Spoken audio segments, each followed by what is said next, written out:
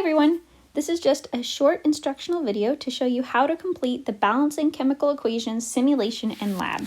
The first thing you're going to do is answer these pre-lab questions. And so I'm going to actually go over them together. So when it says what number represents the coefficient, remember that that's the number in the front here. So in this case, that would be a 5. And then when it says what number represents the subscript, that would be this 2 here, the number at the bottom. Then it asks what element is represented by the H. So H, we should all know by now, that is hydrogen. And then it asks how many H's do we have? So we take this 2 and we multiply it by the 5 out front to tell us that we have 10 hydrogens total. Okay, then the next thing you're going to do is you're going to go through a simulation. So I've attached the link in Canvas, so you can just click on it there, or you can Google PhET balancing chemical equations, and then you'll click on the very first link that shows up. And then it should pop up with something that looks like this over here, and then you'll click that play button in the middle, and it should show you there's an introduction and there's a game. So you want to click on the introduction first. And then just kind of play around with it. Explore the simulation, click on everything. There's some balance scales and there's some bar charts. So you can find those under tools and then figure out just which one you like the best. And then tell me which one you selected and what they are helping you to do. Then you're going to start learning how to balance equations. And so you're going to start off looking at this first one that has nitrogen and hydrogen that are reacting together to make nitrogen trihydrate or ammonia.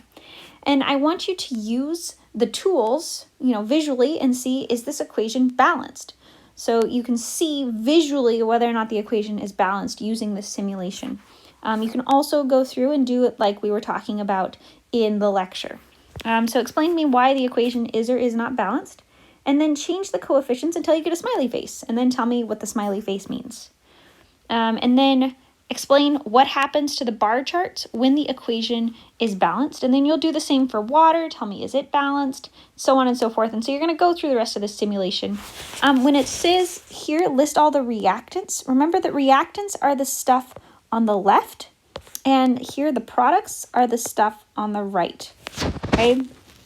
Once you're done with this part, you can go to the game and practice trying to balance these equations. So you'll start with level 1 and then 2 and then 3, and tell me your best scores and times. This is just mostly so that you get some practice here. Do each one at least once. Even if your score's not great, even if your time's not great, that's okay. Tell me what they are.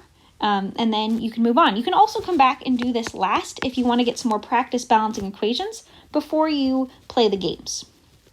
Then we have kind of like a lab, so we're going to be off of the simulation now, and we have some problems that we're going to do. So this is instructions on how to do these problems in the data table. So I'm actually going to go through them right now, so you don't need to read through the instructions if you don't want to, but they are good for reference. So this is how I want you to fill out the data table. So here, this first one, it says H2 plus O2 gives us H2O. And so we're going to say how many of the reactants we have. So on the reactant side, remember this is always going to be the left side. Right now we have hydrogen and we have oxygen on this side. And we have 2 hydrogens because it says H2, and we have 2 oxygens because it says O2. So then we're going to look at the product side. Remember, this is on the right-hand side. So on the product side right now, we have 2 hydrogens because it's H2, and we only have 1 oxygen, right, H2O. Remember, if there's no number, right, there's no subscript, that's telling us that there's an imaginary 1 there. So as we can see, our hydrogens right now are balanced. We have 2 on each side, but our oxygens are not. We have 2 oxygens on the left, but only 1 oxygen on the right. So our goal would be to then go and balance this equation. So let's say here, I'm going to put this up here. We have H2 plus O2 gives us H2O. And I would go through and actually do this on a separate piece of paper, just so you have room to work. Or if you have a whiteboard, that would actually work really, really well. So I'm going to copy these here. We had 2 and 2 and 2 and 1. So our oxygens aren't balanced. So the first thing that we'll do is we'll add a 2 out here in front of water. And when I put a 2 in front of water, that changes this. And now I have 4 hydrogens. And that 2 also gets multiplied to the oxygens. And so now I have 2 oxygens. So by adding that 2 out front, it distributes to all of the elements in that compound. Now we have our, our oxygens are balanced, but our hydrogens are not. So our hydrogens, in order to balance them, we're going to put a 2 out front here. And when I put the 2 out front, that multiplies by H2, and that gives us 4 now. 2 times 2 gives us 4 hydrogens. And it doesn't go to this oxygen over here because it's being separated by this plus sign. So the 2 only goes to the hydrogen. So now if we look at this, we have our hydrogens are balanced. We have 4 on each side, and our oxygens are balanced. We have 2 on each side. So we're done. So now what we're going to do is we're going to copy down our final reactants, how much we have of each one. So we have 4 hydrogens and we have 2 oxygens, and here we have 4 hydrogens and 2 oxygens. So now we are balanced because we have 4, hydrogens on each side, 2 oxygen on each side. So we'll go ahead and copy down our balanced chemical equation. So we had 2H2 plus O2 gives us 2H2O. So that's that's my proof that I have balanced that chemical equation.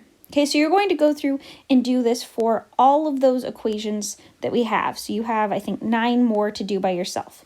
These last 2, I'm telling you now, are tricky. Okay, if you ever get into a point where you're a little bit stuck and you can't figure out how to balance it, my recommendation to you is to go through and put a 2 in front of something. Specifically, the very first compound. So like if you get stuck, put a 2 in front of H2O2 and put a 2 in front of C2H6. That's just a really good way to kind of get unstuck, okay?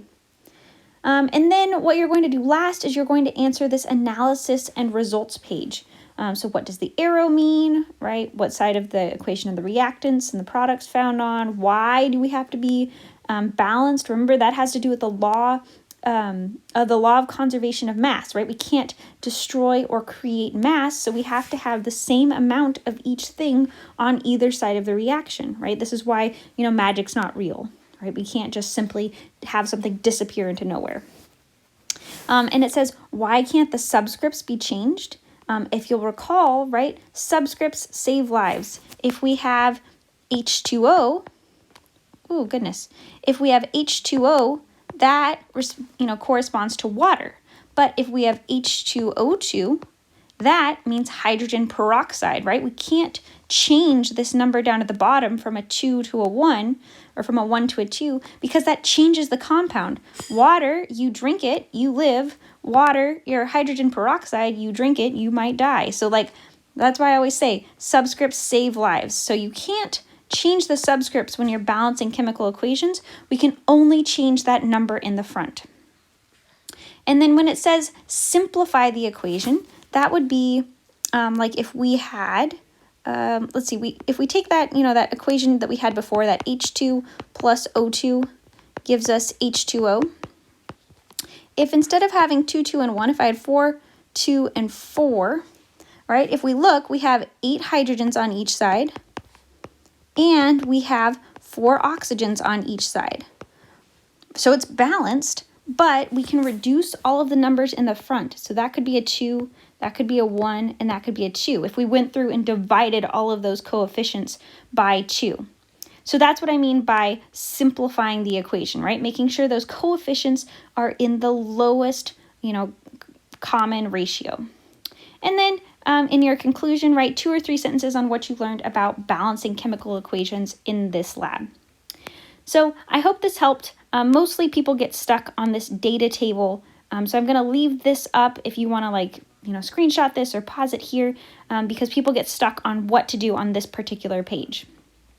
As always, if you have any questions on how to do the simulation or the lab, please send me a message. Don't just, be stuck.